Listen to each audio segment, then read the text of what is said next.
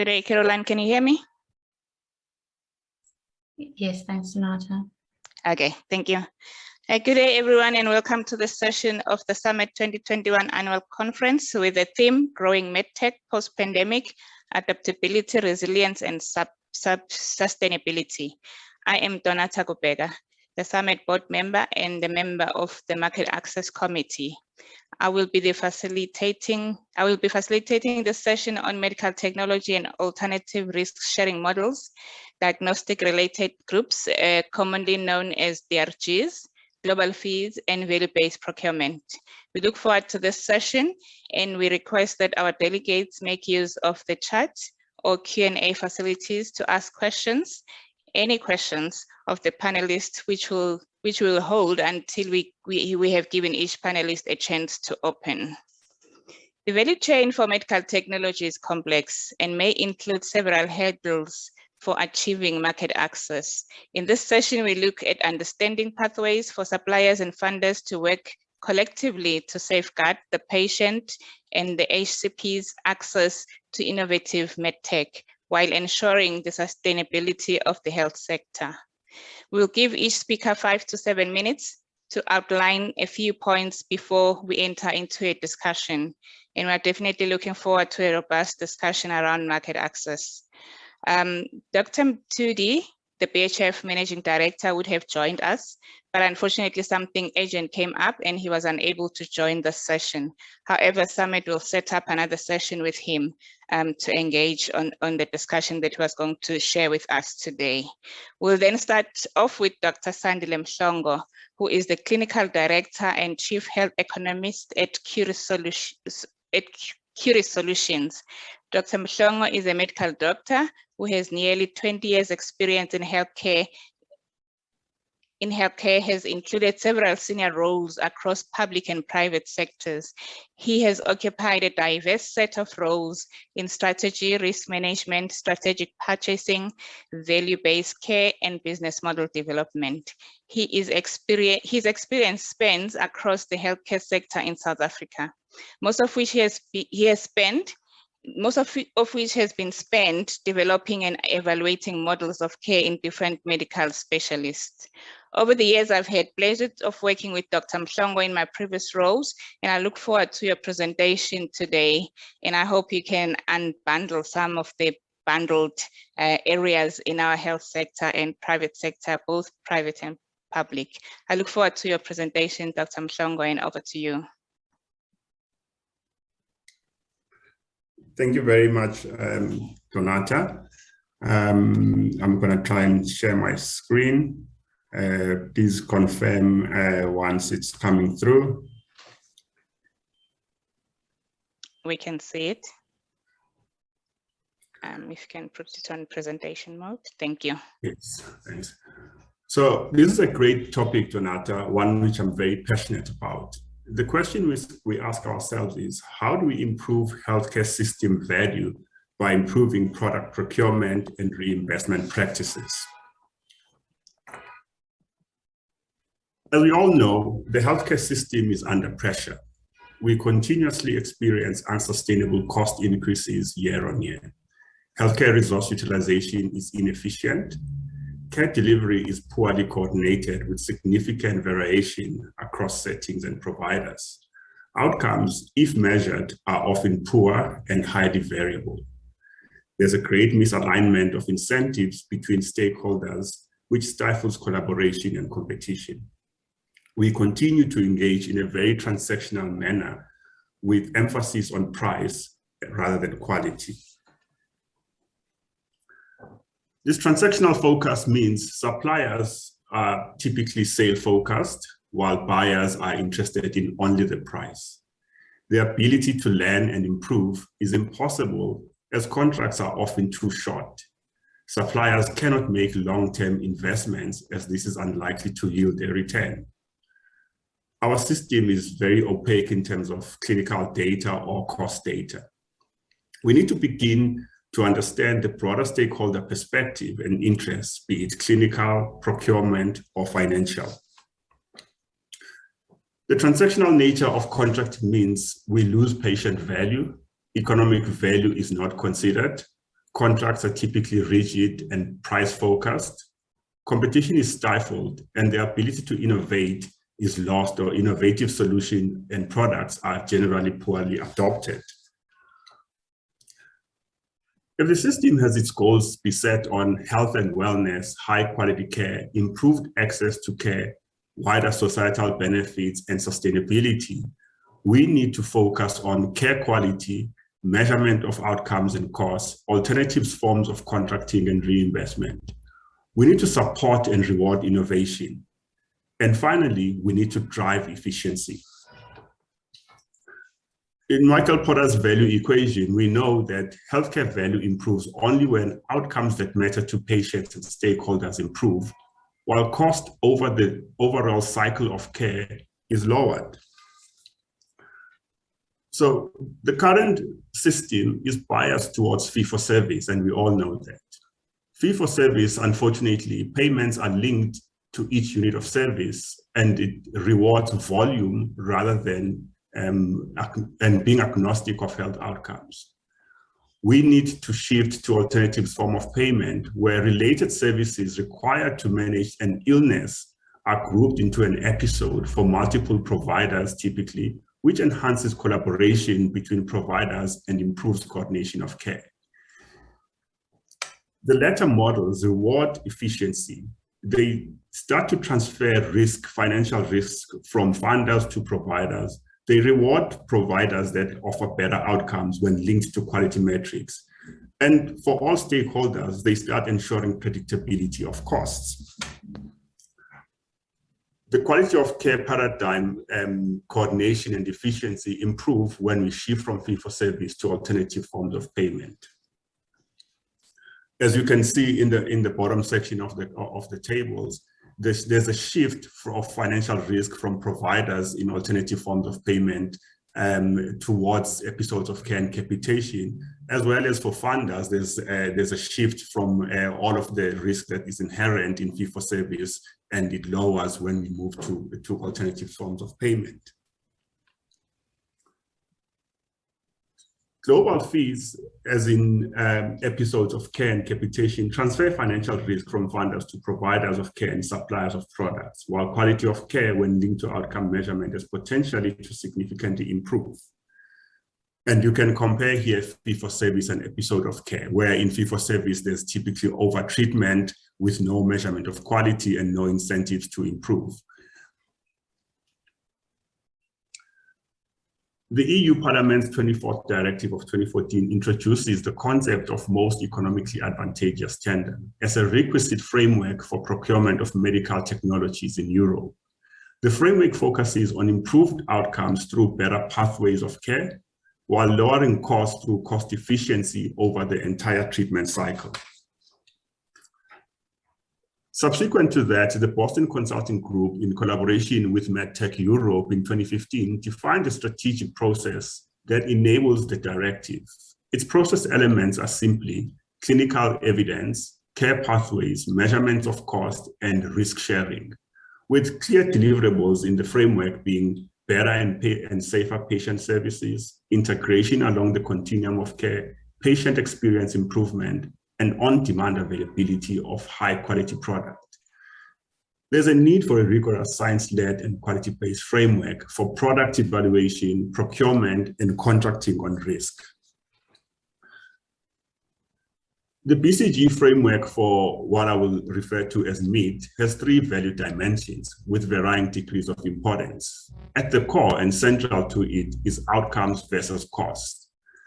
The second layer focuses on broader benefits delivered for key stakeholders, be it providers, patients, healthcare professionals, and the health system.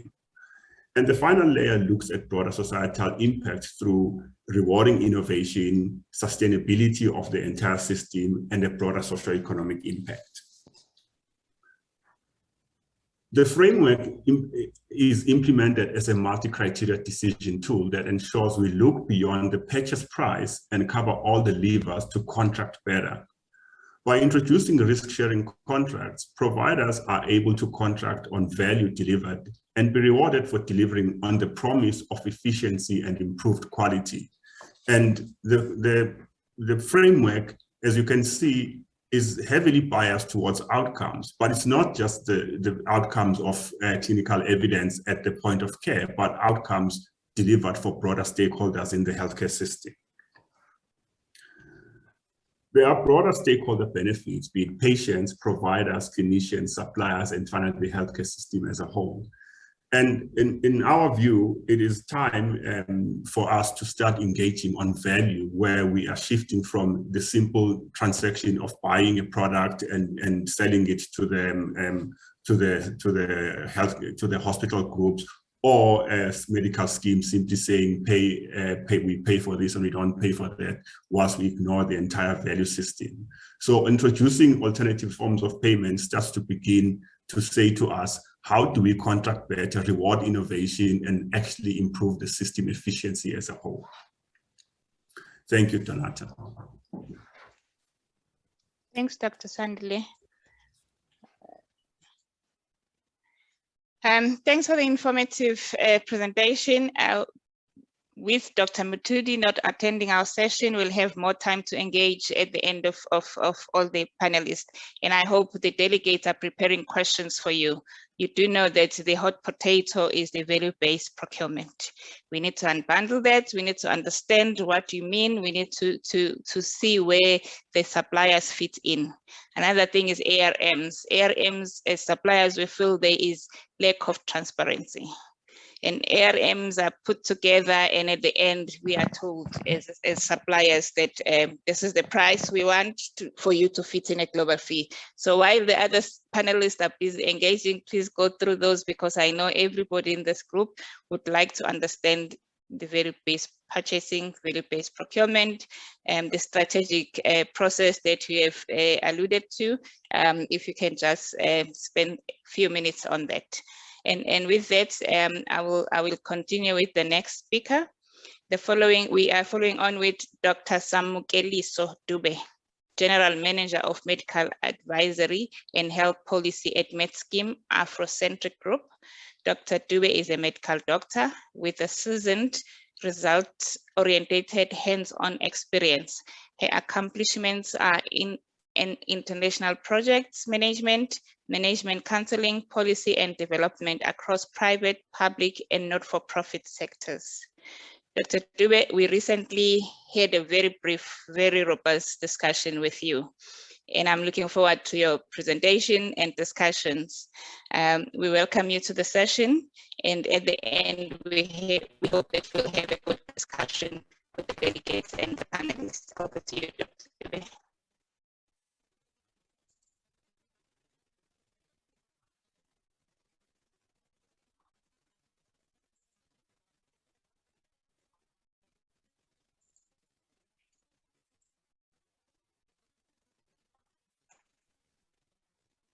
Fantastic. A good morning to you. Can you hear me, Donata?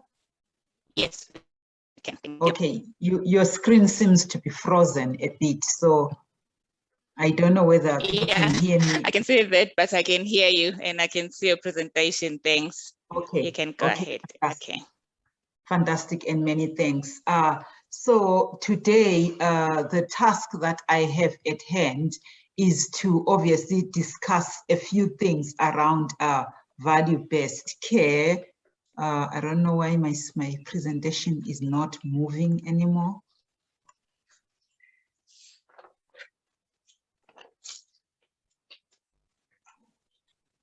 Can I just stop sharing? And I don't know why my presentation isn't moving.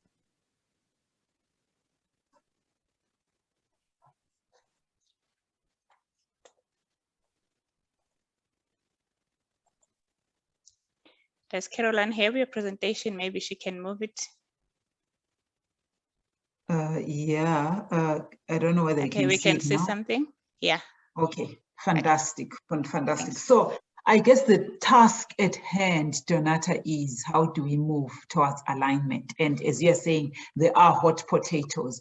There shouldn't be hot potatoes if our agendas are all based on what resilience is, what adaptability is, and what what we want to achieve as a country around transforming healthcare. So my agenda is on the principles that we engage in, going back to the value equation and reorienting ourselves as to what it means to drive value in many ways than one. We will discuss, obviously, the payment structures that we're talking about and have a way forward. I think an anchoring starting point for us as a country is that, you know, the problems that we have as a country, we are the ones that we've been waiting for. No one else is going to solve the challenges that we have. And leadership, colleagues, is about creating a future that doesn't exist, whether that future is around medical devices, whether that future is about how we should transform healthcare, and whether that future is about making sure we advance that challenge in a manner that says we do not want to leave anybody behind. I think that anchoring conversation should drive us in terms of decisions that we ought to make every day, the conversations that we have to have every day, and making sure that everybody is on board. I am not going to belabor what you all know around HTAs. I want to remove this from my screen. But as Medscheme, as funders, when we go through assessing technologies, whether it's new molecules in medicine, whether it's new technologies, whether it's even Me Too products that are often we see, you know, being punted around our desks and not really advancing anything new in healthcare. The whole essence is we want to review, understand, and implement technologies in a way that increases and improves access. But access, when we're looking at many people who sit in the market access agenda, access is not just about a patient has it and is being paid. Access is also about how sustainable is this technology given the affordability concerns that we often talk about. And I think that is important. Oh Lord, I don't know what's happening today. Okay, so within the principles of governance, can you hear me? Yes. And see me, Donata? Yes, okay. Yes, thank you. So governed by what the Council of Medical Schemes has promulgated in the Medical Schemes Act, we are not going to ignore what the regulations say, one around prescribed minimum benefits. But when we have conversations with the National Department of Health, we are constantly and acutely aware that there is need for us to shift our mindsets around what do we mean by advancing medical technology, because they know and they acknowledge that, first of all, and given the history of our past recently, in actually the history of our present around COVID-19, that medical care is going to constantly change. And with this constant change, we need to align ourselves with what is available in terms of medical technology. Colleagues, I'm preaching to the converted around this, but our reviews are constantly navigating the context of South Africa around governance principles and around the regulation in the Medical Schemes Act. I'm not going to belabor this, but we also know that we do promulgate at times protocols that often govern what constitutes whatever fees that we're going to talk about later on. Now, given that particular context in terms of regulations, governance, in terms of principles of what as a country we ought to drive, I think sustainability lies in this value equation where we now need to start thinking about costs and outcomes and not just cost as schemes. And that is important, but there is an outcome equation deficit in most of our conversations when it comes to value-based reinvestments, because one, they may be difficult to track, but number two, our architecture in healthcare in South Africa is not necessarily and easily geared to actually punt the outcomes agenda on a large scale. But I will talk about a few examples where we are succeeding in making sure that outcomes are part and parcel of the value equation that we all want to talk about.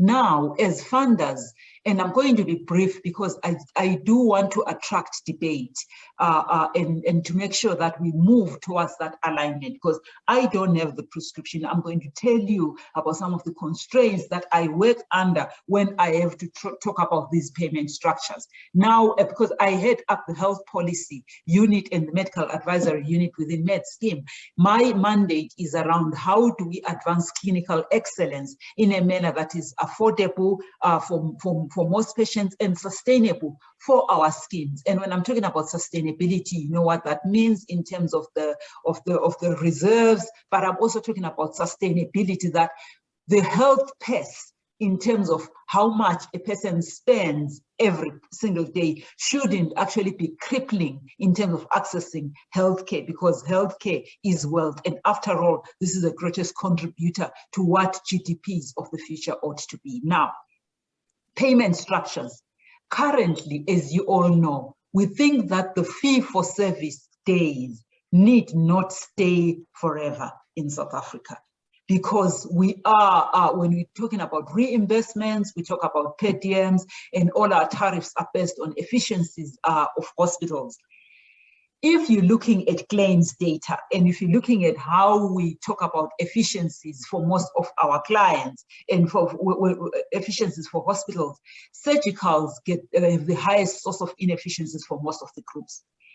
What is evolving is we need more value-based reimbursements. We are at global fee stage, and how we contract around global fees, we directly contract with the hospital. So you will get a fee, and within that fee, a hospital seems to actually be a prize giver, and from pharma or medical device companies seem to be like price takers within that particular contract. Now the conversation would be, how do we change that power dynamic, and what do we do to change that power dynamic? Because for us, it would be prudent if actually there is a reduction in the medical devices within that fees, and that reduction could somehow be passed on to members. That's the first point. In my advancing clinical care, clinical excellence, an articulation of value-based reimbursement becomes important, because right now I have got, can you hear me? Yes, thank you. Okay, no, because when you get a phone call, you're like, is it, maybe somebody can't hear me. So ideally, the value-based contracts actually are about preferred provider contracting, and also for us, it has been planting centers of excellence around certain products, as I'm going to highlight later on in this presentation. We want a scenario, Donata, where we can move closer to increased risk transfer around ARMs. So ARMs obviously becoming big. We've been negotiating this in the mental health space, and I'm going to give you more examples. Here it's about managing an event and not just utilization. Now, in terms of value for us is about patient experience, about cost efficiencies, and you have seen in most countries in the world where in a single payer environment, for example, where actually the language around value becomes more important than the language around what you are buying initially as cost savings. And I think in South Africa, we ought to move towards that more and more for us to succeed to where we are going as a country. That is important for me. Okay, now I don't know why slides do not want to move. Oopsie. You are aware of the value-based continuum, and you are aware of why we do not think that we should continue with the fee-for-service arrangement. Now, in the fee-for-service arrangement, we know there's fragmentation of care. You know, I was talking to somebody around prevention and screening benefits that we have in South Africa. This is a typical example of how care is fragmented. If you are to go for what we think, maybe suppose you are 40 or you are 50 or you're 60, and you know the package of care that you ought to access for your preventative benefit, you will move from one side of town to another, trying to get a mammogram there, a pap smear there, your cholesterol that side. It's all fragmented, and also the results with that lab and that lab, because this doctor prefers that lab and things like that. we are in a conundrum in South Africa, because if we were to give proper integrated care, we need to think differently about how care is delivered. And as we think about that, not only are we actually looking at financial risk, but we are also talking about integration and accountability. And then we start to move along that line from fleeing from fee-for-service to better capitation models in South Africa, where there is better shared risk and shared savings. That I'm sure I'm preaching to the converted. And when we do that, the problem that we have currently is that there is no incentive to innovate better, even in the reinvestment models when we are in the fee-for-service environment. And often it's about volume versus value. And that, again, is problematic. I used to work for Philips Healthcare, and I was driving long-term, we used to call them large-scale projects, which had clinical care models embedded within them. And guess what? It was challenging to actually move from a box shifting mentality to where the value sits around care models, intertwined with whatever boxes one wants to push, because the inherent environment under which, you make your balance sheet would be how many boxes you sell. So that shift is fundamental if we are to move towards the value language for many of us. So adaptability for every one of us is not just a COVID convenience. I think one of the key issues that we discussed, Donata, during preparation for this conference is now, what has COVID taught us in terms of that adaptability? I think virtual care, virtual training, and introduction of new technologies. Could it be done virtually? What can be done virtually to actually reduce costs? And I think we are all willing to have that particular conversation about what the next future of global fees, of payment models would be given virtual care in an environment where this is here to stay. And if we don't innovate now, we will be left behind. What does that mean for a medical device company to actually move into that adaptability space? I do have also, if my slides actually agree to move, I don't know whether it's because they are, I do have examples that I put through of where I think this is succeeding. For example, we've got within Medscheme a spinal care program for back and neck pain. And in here, we are actually talking about a program that has got a surgical global fee.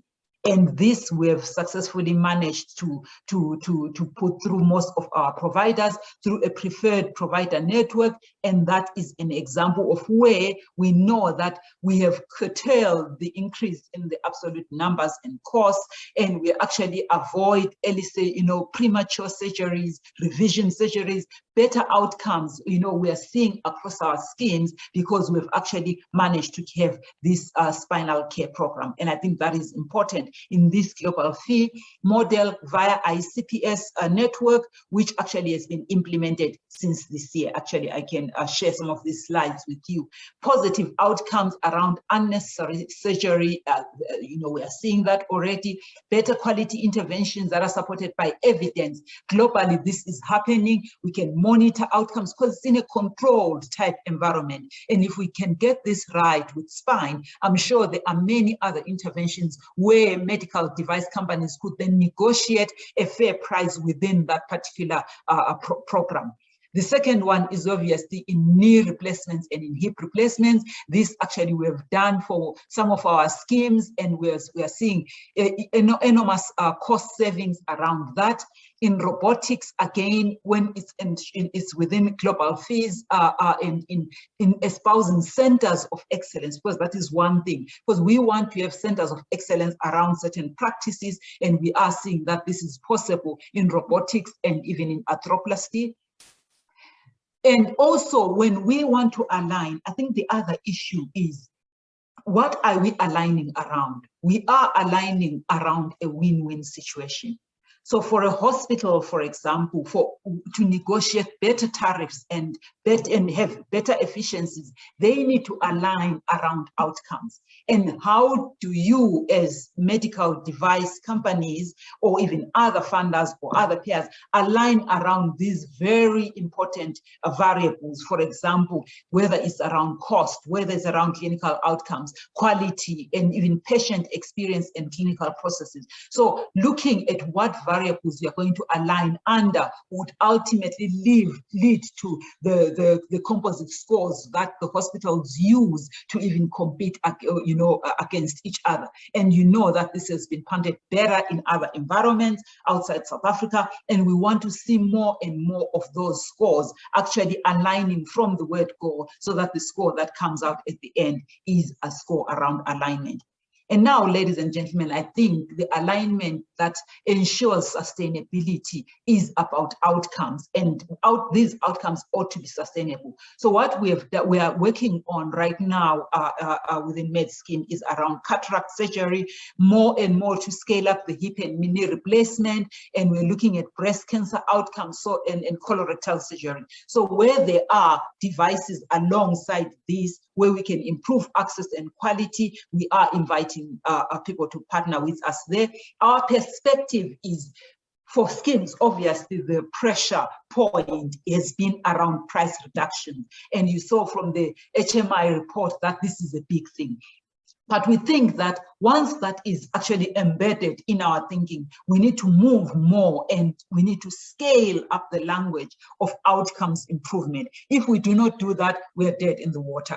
And as we talk about outcomes, I think providers also would start to come on board, because ultimately this is their number one measure of success. And when we do that, we can then move and scale up our ambition to patient population models where funding is considered affordable in South Africa. So that for me would be alignment. We can start with pricing.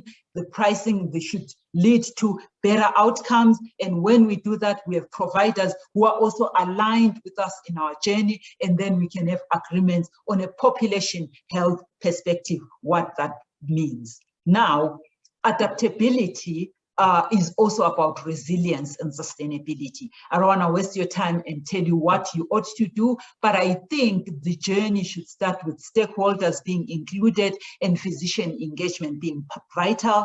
It is not a step-by-step process.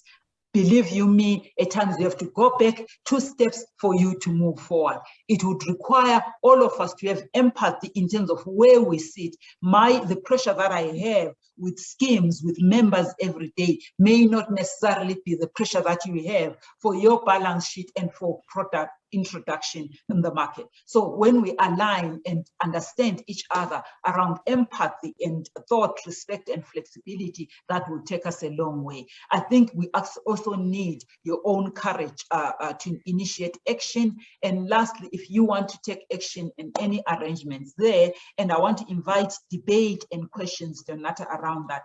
We are willing to be to engage with you, and we are accessible. Just one thing that I wanted us to note there is we've got a partnership within Afrocentric Group. We have purchased MMed. So we've got MMed that is helping us in the procurement story around medical devices. And in our engagements with the health policy staff, we actually this would go a long way in that engagement. So we are the point persons to actually get entry in within Medscheme universe, to negotiate with schemes and to get volumes that you may require. And I am inviting all of us to journey. Thank you very much. Donata will take questions later. Thank you, Dr. Dube. Thank you for the very insightful presentation. I will summarize your presentation after Dr.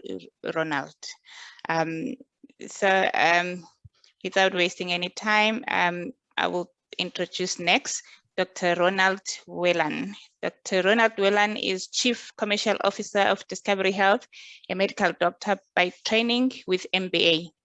He was an associate partner at McKinsey from 2006 to 2013, during which time he co-led McKinsey's healthcare practice across sub-Saharan Africa. Dr. Whelan has extensive experience in clinical and corporate healthcare, spanning more than 20 years in 25 countries globally. Dr. Whelan, recently we met at the APSA webinar. We had great conversations there. We meet again. I hope next time we'll meet in person, and we're looking forward to your presentation. Thank you. Yeah, many thanks, Donata. Great to be with you today. Thank you for hosting us. Good morning, colleagues and friends. Nice to be with you. I'm going to do a very, very brief presentation. I'm going to move super quickly through it. I think my colleagues who preceded me have covered most of the elements already. But what I thought we could share is a brief update from Discovery's perspective on what's the environment looking like for us, and then perhaps within that you will see potential opportunities for us to collaborate and work together. So let me lump up my slides very quickly, and then we can get going.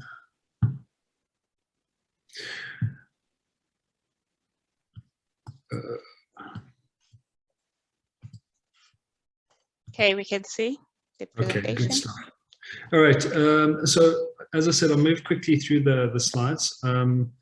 Just a framing slide quickly, just to give you a sense on the main themes we're working on at Discovery, and these are really guided by what's happening in the marketplace at the moment. So sort of 5 main themes that are happening. I think the first one is Discovery has done extensive work on a digital ecosystem. Let me just change that quickly.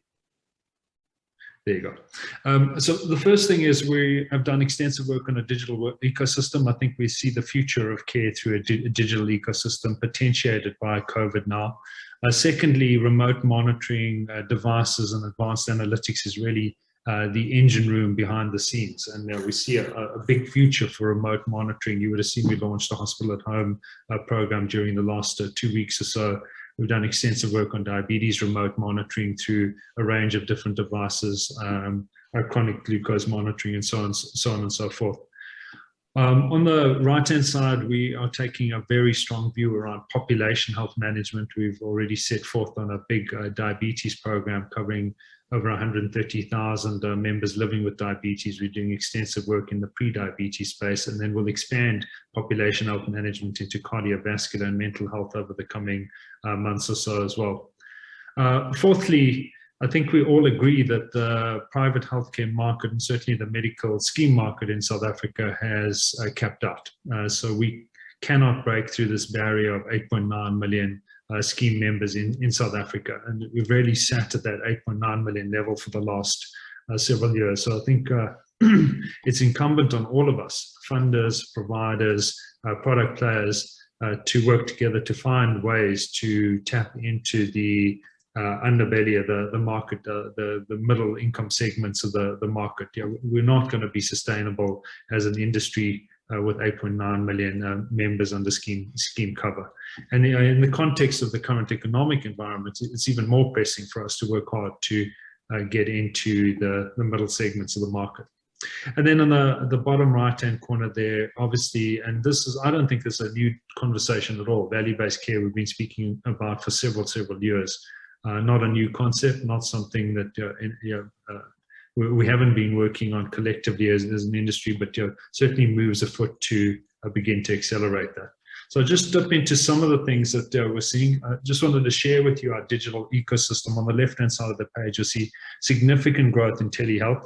I think my colleague before this highlighted that. On the right-hand side of the page, you'll see how Discovery's digital ecosystem is coming together. So you see it cuts across all of the different target populations, acute, chronic screening, home and work environments. Vitality is always our chassis and underpin around that. And then you'll see that sort of chip layer there where it's wearables, devices, health ID, the Discovery app, and so on and so forth.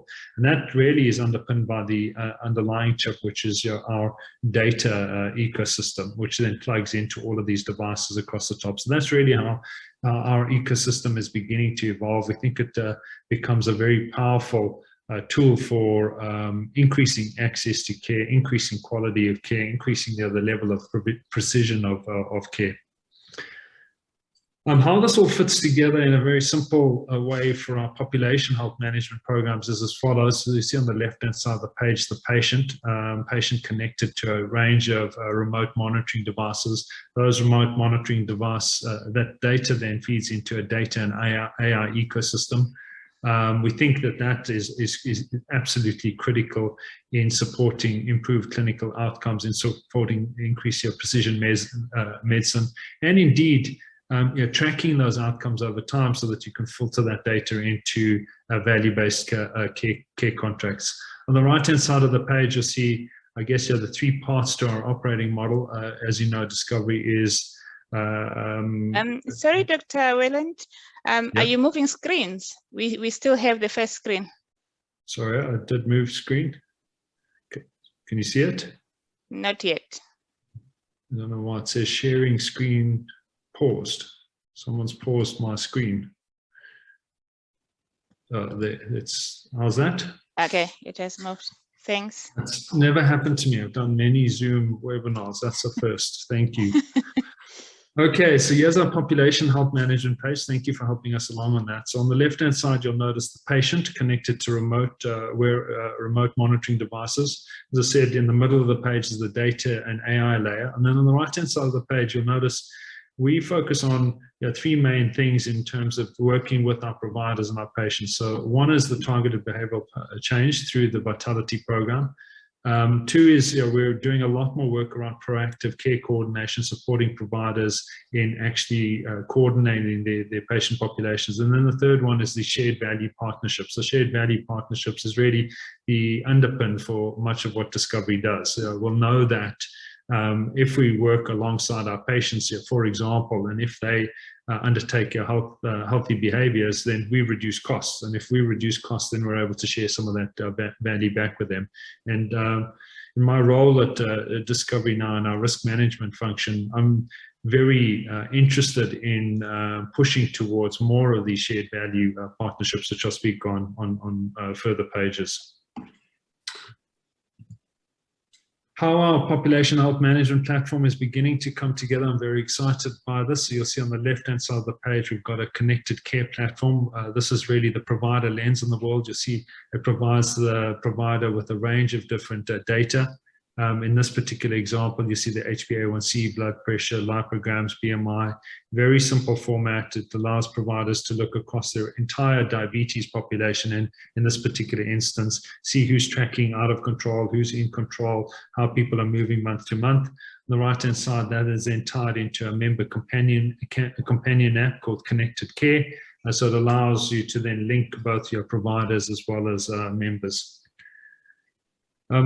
Jumping into the shared value partnerships, as I said, I am very eager to push forward quite hard on shared value partnerships. It's right at the core of Discovery's ethos. Our shared value partnership triangle on the left-hand side of the page, to give you some sense on how we think about it, is really linking patients with providers and product partners.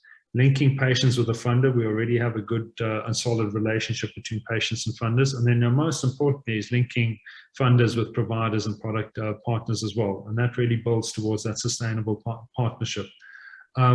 This, I think, becomes a very powerful triangle. And we've had some success across this triangle, but I wouldn't say wide-scale success over the last few years. So we really are working hard within the context of diabetes, as I said, expanding into cardiovascular, we'll expand into mental health and various other areas where we'll look for ways for unlocking value and then sharing value back with both patients as well as with our provider partners.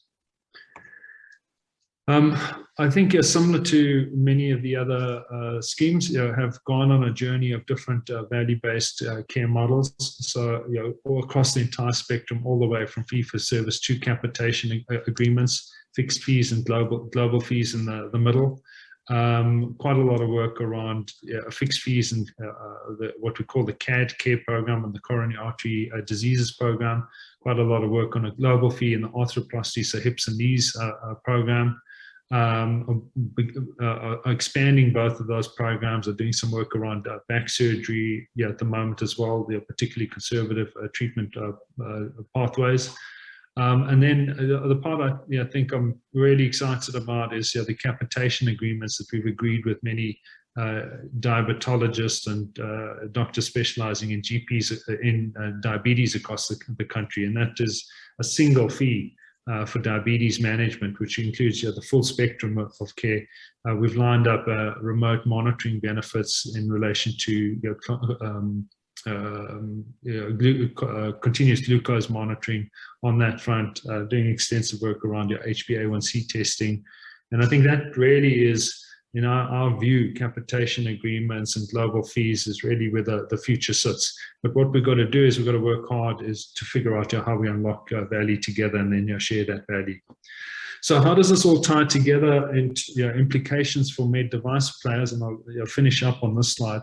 I think the first one is, as I mentioned, we're doing a digital ecosystem. The question is, how does your product then plug into the digital ecosystem? So how do you fuel that data and that AI in the digital ecosystem? From a population health management perspective, how do you move the needle on outcomes at a population health level? How do you increase efficiencies? These are the questions that go through our mind every time we're engaging our product and provider partners. On the data analytics, how do we work together to get the right data and use the right data in the right instances? So we're very data focused. So you'll understand when we request integrations, why we're requesting those integrations. At the same time, we want to work together on data. The shared value partnerships it's a journey of unlocking value together, improving outcomes, improving delivery efficiencies. That's not only important in ensuring the sustainability of the medical scheme market in South Africa, but also in increasing access to care. So allowing us to get into the broader parts of the income pyramid. And then finally, we're always interested in any technology or any devices that allow us to expand access and affordability. So how does your product improve affordability and increased access? So these are the kind of lenses that we would explore through any of our product and provider partnership discussions. I think with that, I'm happy to then flip into the discussion. Thank you. Thank you, Dr. Whelan. I'm just trying to get my video on. Okay, thank you for the very informative sessions from all our panelists. I have only 2 questions for now from the Q&A, but I would like to start the discussions going. Caroline said we can go to 11:15 if all can, so that we can have a full, robust discussion. So because Dr. Whelan ended, I will start with him and say, the problem that we have in this country is that in the private sector is that there's fragmentation. We have to understand what Discovery is doing. We have to understand what Medscheme is doing. We have to understand 82 schemes, what they're doing. There is no uniformity, and as suppliers, we get lost in the mix. Then we try and engage as much as we can, but there's no map that say, if you have, some product like robotics have been here. We know you go through HTAs, you go through this, and you enter in this. Is there a possibility, and this will go for you and Dr. Dube, of creating, even if it's a published mapping of saying, if you are a medical device company and you have innovations, because we might have innovations in our sister companies internationally, but you think, when I bring it to South Africa, how long will it take for this innovation to be accepted? So there is that, the barriers are still there. And I know Dr. Dube spoke about MMed, and sometimes we meet with MMed, we co-create stuff, it never reached to fruition. And you see in your presentation, some of what we've discussed, not just us, me as my supplier, most of the device companies sitting here, but when summaries or finalization of these outcomes in terms of value-based, we're not there. And Dr. Whelan also spoke about a shared value partnership. Where is the medical device industry with our technology in there? because I can see your steps and I don't see us there. So if I can open the floor with those thoughts, and to Dr. Sandile, the one thing that you are sitting outside the funder system now. You are from the system, I'm from the system. We have walked the journey and we understand, now I understand the challenges of market access outside. I understand how these were created inside. But you should now learn from the people who are now outside saying, I'm feeling the pain of market access and some barriers, if I can put it like that. If I can, I will start with Dr. Whelan, and I'll move to Dr. Dube. Then I'll take the questions. Yeah, thank you, Donata. Those are very important questions. I think the first thing to point out on this is I think we acknowledge it is a complex landscape, and there are many role players and stakeholders to deal with. And I think your health technology assessment example is a good example, because we have a health technology assessment unit and many of the other funders have a health technology assessment unit, and there are different requirements across different units. So I think that's good feedback for us to say, is there some way to create some uniformity across health technology assessments as one piece? So I think that would be the first comment. I think the second comment is, in my view, as healthcare professionals, we spend a lot of time, and rightly so, on the clinical requirements. And there's a lot of scrubbing around the research and the data around the evidence for particular devices and particular products. What I don't think we spend enough time on, and maybe this is feedback to our colleagues in the med device industry, is the commercials. And saying, yeah, while this product will work clinically, how do we create a solid commercial value proposition for this? And we certainly struggle to figure out the commercial value propositions across many products. So while it works clinically, it kind of can't make the cost equation work on the other side. So the request for our device partners is come in with the commercials right up front so that we can sweat and work on those work on those together. I think there are many examples of where devices are adding tremendous value. So I'm going to give you the one example now around continuous glucose monitoring. Is a brilliant clinical device, is a brilliant commercial device in terms of reducing your costs and increasing your access. And we are certainly open to those devices that achieve both objectives. We're certainly open to then scaling access to those devices as we're doing in continuous glucose monitoring at the moment.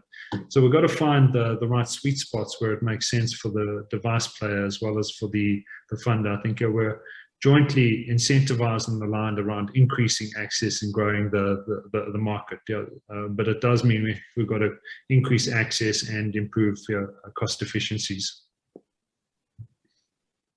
Okay, thank you. Now that you ended with the joints, I'm going to come back to you because there is some crossover within Discovery that is hitting the medical devices, but I'll come back to you. Over to you, Dr. Dube. Thank you, Donata. I think many of us do get hurt in the process. So it's not just medical device companies that get hurt in these processes. So Ronald, I completely agree that there is a need to start streamlining some of the fat that exists in the system, and where some of that sits is how we collaborate. You know, you may have competitive collaboration as funders, and that space is not fully developed. And I think maybe we need to start exploring this more and more. But we do work together in some areas, Donata. For example, we're trying to work around ARMs in some of the medical device, pharmaceutical spaces. We do have a platform where we do collaborate to try and push the agenda for the country forward in that regard. So I don't think it's impossible for us to sort of achieve some uniformity somehow. Yeah. It's not impossible. I think we just need to have some of those conversations and see what is available and achievable. So that point is well taken.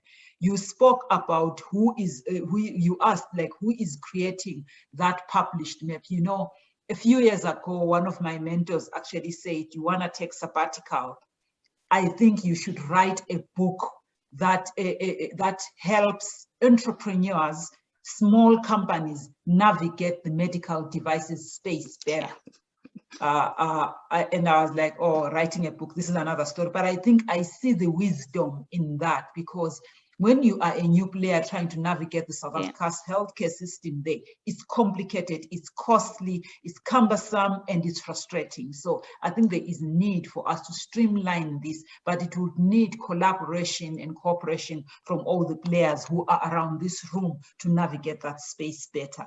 And for us, certainly, to actually get that going in a better way, I think the shared value equation is about, and you spoke, Jonathan, about there are spaces where you find yourself being like not invited as a medical device company, and yet we are talking about shared value.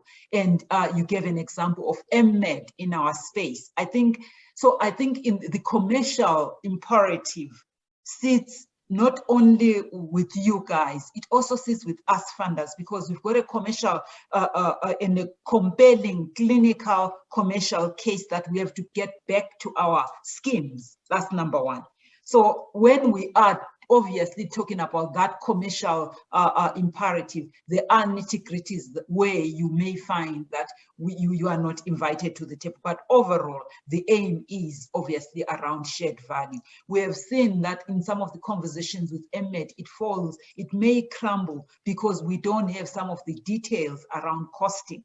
And I know, especially when we talk about international device manufacturers, there are things like transfer pricing. And when we try to benchmark, we find that the numbers may not make sense when it comes to South Africa. There are issues around how do you arrive at a costing or pricing of a product, and those numbers we may not necessarily have. So that's the challenge when it comes to transparency. You can't be transparent when you don't have all the data in front of you. So could we get to a point where we put our cards on the table? Is that point possible at all for the advancement of sustainability? Because currently there are many corners that are no-goes, both for the medical device industry and for us, as you have said, you speak shared value, but you don't invite us to the table.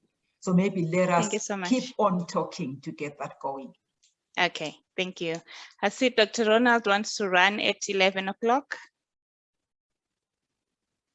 11:05. Sorry, I've managed to squeeze out another 5 minutes. Okay, so if I'll give Dr. Sandile a chance as well, but if you leave while he's in the conversation, I'd like to propose again that we need to start the mapping with you, and I'll physically, personally come and meet with you at your discovery offices. Let's start engaging, and I'm doing it on behalf of the whole medical devices, because I also lead the data for the project for collecting data information for the suppliers, so that they know how to navigate the system. When they need discovery, who do they talk to?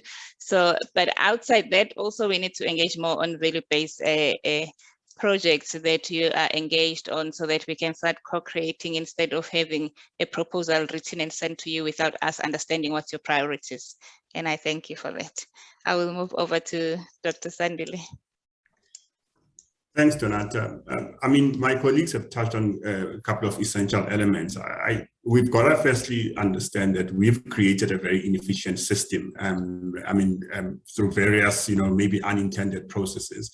But one of the key issues here is the lack of collaboration that creates an additional inefficiencies, it creates additional steps. And what I mean by that, for instance, is as a manufacturer, you probably have, there are about 86 schemes in this country. Some have centralized administrators, but you have to actually then put your value proposition, be it we are just looking at purely scientific evidence on outcomes, to all of those administrators and funders. So the data is the data. So how can we move from that point of saying, actually, when we evaluate, we perhaps actually need to, and Samu touched on it, can we create a single repository of where we assess clinical outcomes? Because that should not be debatable. The science is the science. What Ron spoke to is then where perhaps then we start engaging individual funders and individual administrators on the commercials, because then each one has a different perspective. So what works, what Discovery might be interested in might be different. But I do think that maybe Summit needs to take actually and drive this, and other perhaps important stakeholders and the likes of Discovery and Medscheme. We really do need to get to a place where there's a single pot of reference where we evaluate scientific data, and then we engage separately depending on the needs, even for hospital groups. So using the joint example in the episodes of care. So if the joint replacement does work, so the question that should be, and I would advise our partners here in the industries, the value proposition should be, if the joint pathway is quite clear and we know where we fit our devices in, our technologies in, how do we understand the care pathway better and demonstrate the value? So we are working with one of the large hospital groups to implement the value-based procurement framework for them that looks at broader issues beyond just the science on clinical outcomes. But how does it enhance the care pathway? How does it benefit the hospital system as a whole? And therefore, it's easier to implement. And that's what Ron speaks to when we talk to commercials, and how, in other instances, how do we shift from a hospice-centric and sick care environment to a wellness environment? So if I'm talking about a device that monitors glucose, like Ron made an example of, we need to actually, when we go to the likes of Discovery or Medscheme, we need to be able to demonstrate how it will reduce costs overall and improve outcomes, and how it enhances the patient journey, and how it creates actually a benefit for the whole system. And then the last question for me is, then how do we engage with the funders to say, if we actually have reduced hospitalization for diabetes-related complications through our technology, how do we then share in those savings, or how do we get a reward for that improvement in the whole system? That's actually where we talk about shared value and value-based procurement. Okay, I can see this session needed to be 12 hours, not 1 hour. We have so many areas which we need to engage on, and I urge the panelists that they give Summit another chance outside the conference, where we can meet and have the robust discussions around market access, around the technology innovation, around value-based procurement. I've got 2 questions in fact 3 on the chat. The question for Dr. Mhlongo: are there any examples of early adopters of value-based contracting procurement in South Africa? Donato, as I said, we are working and supporting one of the big 3 hospital groups. I can't disclose exactly who, but we are working very closely with them to help them implement this value-based procurement, and they are quite excited. And of course, the opportunity then to start initiating pilots and actually rolling this out is quite immense in South Africa. And my view is actually this is not new. It's actually just perhaps the labeling and actually starting to looking at broader issues. But this is not new. We have been talking about value-based healthcare for a long time. And the question is, how do we get our partners in the industry, particularly the device manufacturers, to be able to position themselves to leverage that, and how do they collaborate better? Because again, if we go back to the example we spoke about of joints, the manufacturers were actually out of the conversation totally. The conversation was between funders, hospital groups, and doctors. And how do we bring actually the manufacturing industry and the supplier industry into the conversation? And how do we make sure that we are not left out of the table? Since you are active with the project, we need to ask you, when do you see us fitting in? Because it's important. Somehow everybody who's here, I've got 119 people on the call. They want to know, I have a value-based idea, a solution, but when do I get fitted in the system? Dr. Whelan, do you want to run? Sorry, Sandile. Dr. Whelan, do you want to run? Yeah, on mute. Yeah, apologies, Donato. I have to excuse myself. I'm sorry to be rude, and apologies to my fellow panelists as well. Very happy to have that follow-on discussion that you've spoken about, and thank you once again for hosting us today. Thank you. Have a good day. Thanks. Okay. Thank you, Sandile. I think before I interjected you, because the next question is also for you, maybe we can just continue and answer there. I Are there any examples of oh, this is the same one. I think they removed the wrong question. Okay, sorry. And then there is one that says, in the field of arthroplasty, how much has the cancellation of elective surgery during COVID impacted on reduced LOS? I think I'll give that to Dr. Samu. Yeah, so I was going to answer that one, Donata. I think not much, actually. It hasn't really impacted much, but obviously for a long time, those surgeries were not being done, right? But it hasn't impacted on the length of stay, because for us, it's a set type of procedure. We have been saying it needs to be done in a certain way, and it has been done in a certain way. So not much. But I'm keen to understand why Ilse, you asked that question. Okay. Maybe while they're unmuting themselves, there's one which says to Dr. Sandile, I would like your view on this too as a previous funder insider. I'm not sure if you will be sharing the funder insiders in your capacity.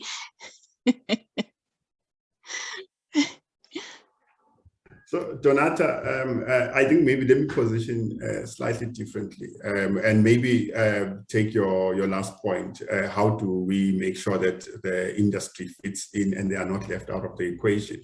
So what's key, and it's important in my experience coming from having spent quite a lot of my time within the funder environment, is when we talk about particular technologies or devices, even we see this even with pharma, there's a narrow scope of positioning that particular technology. So when we start really looking at how we can improve healthcare as a whole, we need to start talking about how the technology fits into a broader care pathway or into a complete illness care pathway.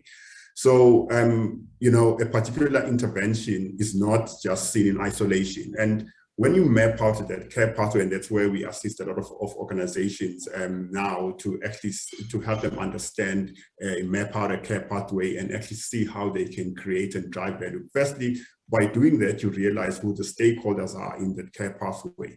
And once you've understood that, you understand where are the pain points, what are the inefficiencies, and how does the individual technology, the drug, be it the drug or whatever, how can it actually improve or health outcomes for the patients and other necessary pain points for the other stakeholders. And therefore, you are in a better position to demonstrate the value you create with the technology. But whilst we're working in silos and everybody's just concerned about their individual intervention, you forget about the broader picture and better set of interests for the various stakeholders, and therefore you can always be knocking at the wrong door. So oftentimes you find we are talking about Me Too devices that may not essentially require evaluation by funders. Perhaps the engagement should be with hospital groups who are doing the procurement, and therefore you're trying to demonstrate how you can improve the pathway within the system. So for instance, is it going to reduce theater time? Is it going to reduce particular set of interventions, or reduces less staffing to manage their technology because it actually has its own telemetry and whatever the case might be. So they are very, what we're really trying to do and what we help organizations with is just to understand where the particular technology comes in, how it improves value, and therefore who are the broad stakeholders to bring into the conversation. And then when we present either to schemes or to buyers in our group, we actually have a very clear solution of what we're solving for and how it will create value and how everybody wins. It's a winner for the supplier, win for the patients, win for the professionals, and win for the funders as well. Okay, thank you so much for that. I see Ilse Marie Smith want to say something. Can you unmute yourself, please? Fine, thanks. Doctor answered my question very carefully. I don't have anything else to say at this stage. Thanks a lot. Okay, thank you very much. At this point, I don't see any other questions. If there's anybody else who still want to engage with the doctors, please let me know. Otherwise, we will. So, sorry, Donata, there is one question. We'll have it. Can you see one? I don't see it on my slide, on my screen. Okay. It's was a question me, on is there a Donata, question, is there a just- difference between VBP and HTA? And Rob, absolutely. It's a HTA is just an element of VBP, but and it's the starting point. But VBP looks at a very broad set of issues, and one has to understand the value chain in its entirety, not just from the one construct of just the cost and outcomes, but rather a broader set of issues.